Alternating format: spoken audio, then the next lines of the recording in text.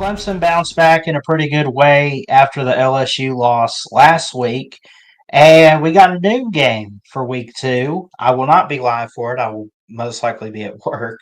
So we're going to stick to night games going forward. I don't know which one I want to do yet. But Clemson and Georgia Tech at Bobby Dodd. They probably still have tickets available. I'm not even sure. Interesting to see Clemson ranked number 8 in the latest AP poll today, which we could look at that later on too. 1-1 bounce back win against Troy this past Saturday, 27-16. They struggled. Georgia Tech had somewhat of a convincing win over Colorado and then dominated Gardner Webb. Not that those two games are really going to say much about Georgia Tech, but I think it's a good start to the season. I like this quarterback they have going for them so far this year, and they have a couple different quarterbacks over at Georgia Tech. Obviously, Haynes King in recent years and even this year so far, but I guess dealing with an injury bug. I didn't see what happened this past weekend, but so far the leading passer is Aaron Philo with a 75 completion percentage, the most yards of any of their quarterbacks at 373.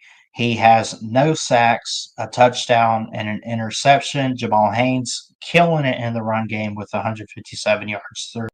In the ACC, really in college football as a whole, I didn't realize this until I looked it up today when I was preparing for tonight's show. Georgia Tech leads the series 50-36-2. Tech last won this series back in 2014, 28-6 in an ATL. And they pretty much have played every year since, if not every other year. So it's one of those things that it's not like Tech has just been on this huge losing streak of 10 games or whatever. They play every couple years, so it's about half that, right?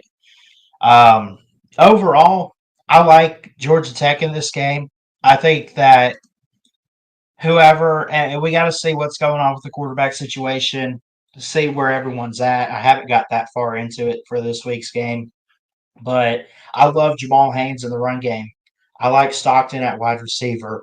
I like some of these guys that they have, like Malik Rutherford and Dean Patterson, who's got 3 receptions for 87 yards and a touchdown. Looks to avoid their second loss. They travel to Georgia Tech for week 3. I don't think they could do it. I'm gonna take Tech big here. I'm gonna roll the dice, and I'm gonna say 21-10 Tech over Clemson. And maybe I'm crazy, maybe I'm not. You're saying, well, look at history. Well, look at history. I mean, we've seen streaks broken in recent years in college football. We've seen the impossible happen. We've seen plays over time and games over time, and teams do the unthinkable. And I think that's fair. I really do. I don't. I don't foresee that happening.